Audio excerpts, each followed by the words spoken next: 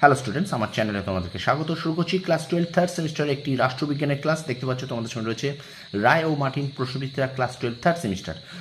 এখান থেকে কিন্তু এই প্রশ্নবিদ্যা থেকে কিন্তু আমি তোমাদের জন্য রাষ্ট্রবিজ্ঞানের অধ্যায়ভিত্তিক এমসিকিউ ক্লাস করাচ্ছিলাম। তো প্রথম থেকে শেষ পর্যন্ত ভিডিওটা দেখবে, একটু স্কিপ করবে না। আজকেও কিন্তু আরও একটি অধ্যায়ভিত্তিক এমসিকিউ ক্লাস নিয়ে এসেছি। চলো শুরু করি ভিডিওটি।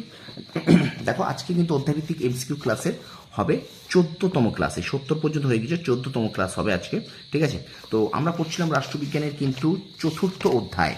দেখো, চতুর্থ অধ্যায় জাতি গঠনের আহ্বান, এই অধ্যায়টা করছিলাম। এই অধ্যায় থেকে কিন্তু আমরা প্রায় শেষের পথে। আর দুটো ক্লাস, আজকে 20টা প্রশ্ন, আগামীকাল 20টা প্রশ্ন, অর্থাৎ মোট এই দুটো ক্লাসে শেষ হয়ে যাবে। অর্থাৎ 15 নম্বর ক্লাসে গিয়ে রাষ্ট্রবিজ্ঞান এই অধ্যায়টা শেষ হয়ে যাবে। ঠিক আছে, তো চলো শুরু করে দিই। ক্লাস 12 থার্ড সেমিস্টার রায় ও মার্টিন প্রশ্নবিদ্যা থেকে রাষ্ট্রবিজ্ঞানের অধ্যায়ভিত্তিক এমসিকিউ ক্লাস আমরা করছি। রাষ্ট্রবিজ্ঞানের চতুর্থ অধ্যায় জাতি গঠনের আহ্বান। ঠিক আছে, চলো শুরু করি ক্লাসটি। দেখো, 71 দাগে বলছে 1953 সালে রাজ্য পুনর্গঠন কমিশন গঠনের উদ্দেশ্য ছিল দেশের ভাষাগত সীমানা নির্ধারণ। আচ্ছা, একটা স্তম্ভ মেলাও আছে, দেখে নাও। 1 সি 2 এ 3 ডি 4 বি, 1 সি 2 এ 3 ডি 4 বি। পরের প্রশ্ন, সম্প্রতি মায়ানমার থেকে ভারতে আসা শরণার্থী হল রোহিঙ্গা। উদ্বাস্তুদের বন্ধু নামে পরিচিত ছিলেন শ্যামাপ্রসাদ মুখোপাধ্যায়। উদ্বাস্তু বিভাগের ভারপ্রাপ্ত মন্ত্রী হলেন ড্যাশ নিকুঞ্জ বিহারী মাইতি।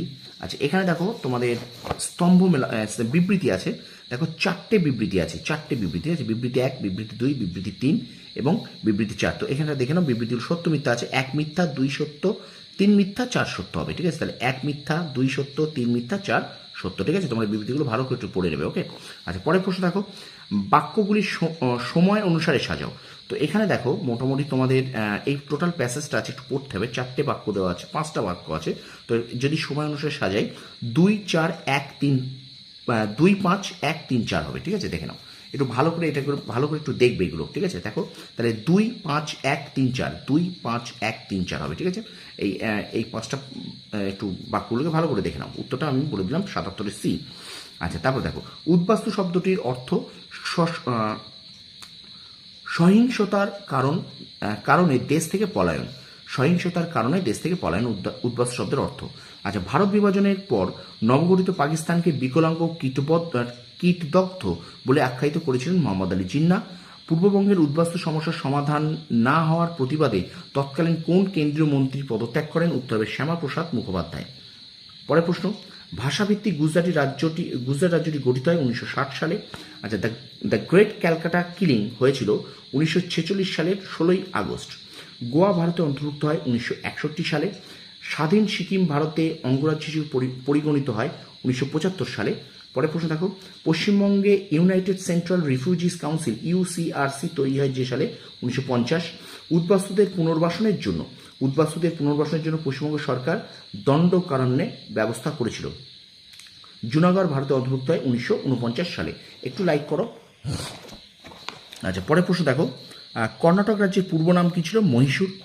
আচ্ছা, রাজ্য পুনর্গঠন আইন অনুসারে 29তম রাজ্য হিসেবে আত্মপ্রকাশ করে তেলেঙ্গানা।